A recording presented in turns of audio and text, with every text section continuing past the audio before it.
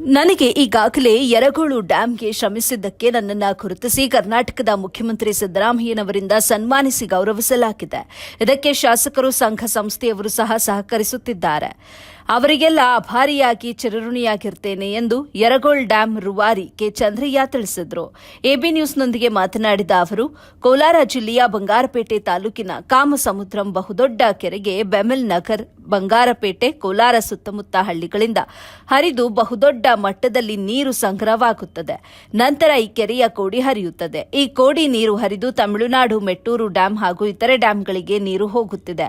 ಹಾಗೂ ನಮ್ಮ ಕರ್ನಾಟಕದ ನೀರು ತಮಿಳುನಾಡಿನ ಕಡೆಗೆ ವ್ಯರ್ಥವಾಗಿ ಪೋಲಾಗ್ತಾ ಇದೆ. ಈ ನೀರು ಯರಗೋಳು ಡ್ಯಾಂ ನೀರಿಗಿಂತ 10 ಪಟ್ಟು ಪೋಲಾಗುತ್ತದೆ.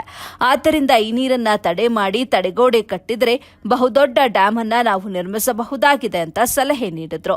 ಈ ನೀರನ್ನ ಕೋಲಾರದ ಪ್ರತಿ ಹಳ್ಳಿಗಳಿಗೂ ಪ್ರತಿ ಪಟ್ಟಣಕ್ಕೂ ಕುಡಿಯುವ ನೀರನ್ನ ಕೊಡಬಹುದಾದ ಯೋಜನೆಯಾಗಿರುತ್ತದೆ. ಪಕ್ಕದ ಚಿಕ್ಕಬಳ್ಳಾಪುರ ಜಿಲ್ಲೆಗೂ ಕೊಡಬಹುದಾದಂತಹ ಯೋಜನೆ ಇದಾಗಿದೆ. ಕೋಲಾರ ಮತ್ತು ಚಿಕ್ಕಬಳ್ಳಾಪುರ ಬರವನ್ನ ತೀರಿಸುವ ಹಾಗೂ ದಾಹವನ್ನ ತೀರಿಸುವ ಯೋಜನೆಯಾಗಿದೆ.